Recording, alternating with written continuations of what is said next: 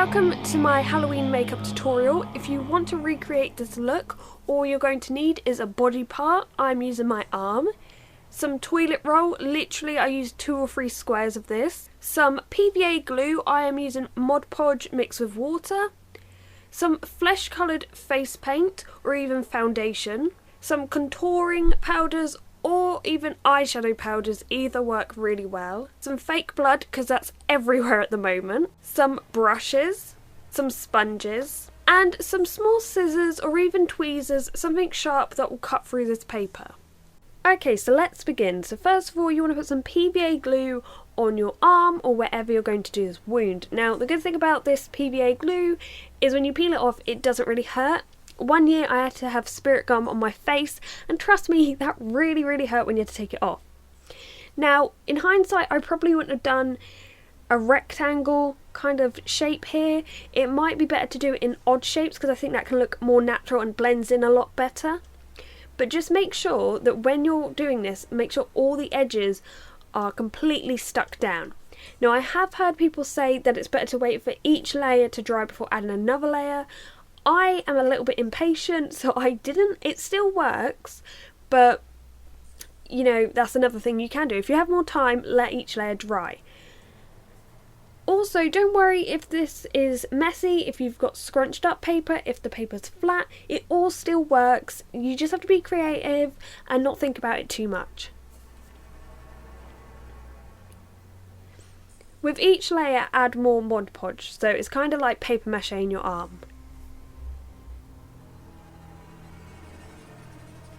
And just to say, this is the second time I've actually used this technique to make a wound. I've made one out of glue, I made one out of paper, and this is literally the second time I've ever made it, so you do not have to be an expert to do this.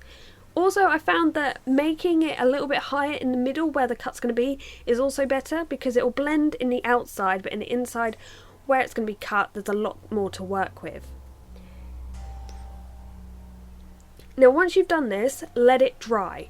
If you've got more time than me, completely let it dry. I probably should have waited a little bit longer.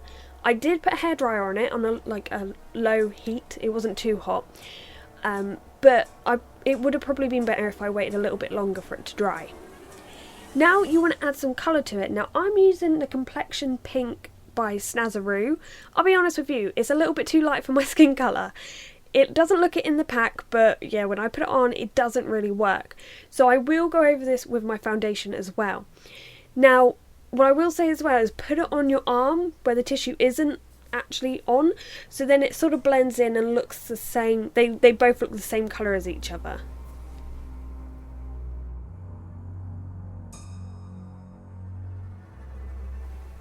Now, if this isn't working completely perfectly, you can go back with some skin coloured powders. A lot of people use this for contouring, but you can find eyeshadows of that similar colour if you just want to get a little eyeshadow palette.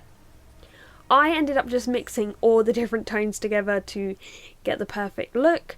And also, remember to blend in because I kind of didn't round the edges of this and it looked a bit odd, but yeah, you want to blend it in.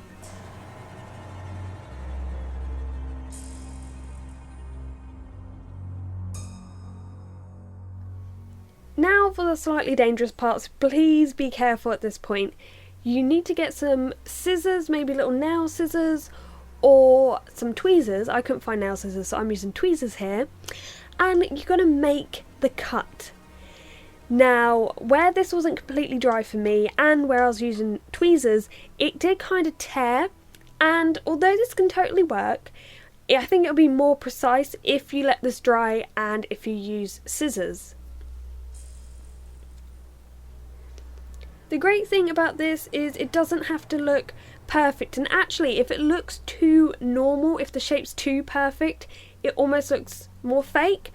So if you just want to rip bits and it looks quite odd and misshaped, that's actually kind of perfect for this, because let's face it, if you're going to get attacked by a zombie, they're not going to be very precise. They're not going to be like, okay, we need a perfect oval here. So just rip it as you like, spread it, push it down, take bits off that aren't working. Just work with it, be creative. Now, you may have noticed that there are some pieces of toilet roll now exposed, so it's a bit white. What I did here is I got the skin coloured powders and went back over that And also I found that the glue on those layers actually dried up a lot more where this powder is on it. And it's good to do a dabbing technique over this rather than like spreading it, because that will just rip the tissue even more. So once again, just mixed all the skin colours together and just dabbed it on me. Now you want to get some black eyeshadow and just spread it all over the cut. I find that this works quite nicely and it brings out a lot of the texture in the toilet roll. But also remember to do this on your normal arm where there's no tissue as well, so it all sort of looks the same.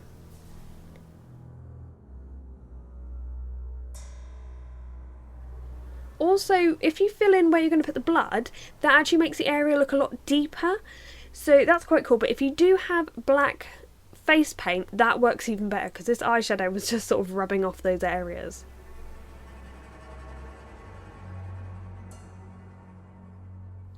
Once you're done with the black right around the cut, just go around the edges and go on your arm, just to make everything look kind of natural.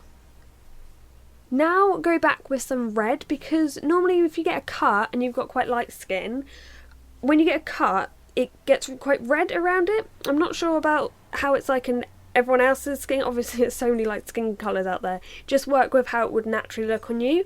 But for me I had to put some red around the edges of it, and you don't have to be neat with this, you can spread it out, blend it, put it loads of different places, wherever you want.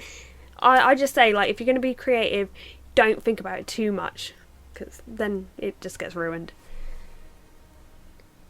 Now here's a fun part, is to add the fake blood. Now on a side note, if you want to add some bruising, you can add blue, green, yellow, red, purple, all of that will help with bruising. And I actually did this in a zombie sort of infected look and it worked quite well.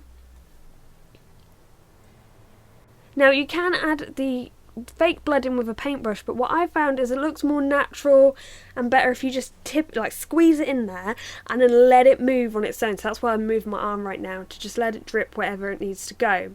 And if there's any places you want to add a bit more colour into, I added a bit more black around the top, then go for that. And just a side note to my regular viewers, I have not suddenly turned into a makeup guru. I am simply doing this because it's Halloween and I'm excited, and I've been trying this out, so I thought, why not help you guys out as well? So I hope you've enjoyed this video, and thank you very much for watching.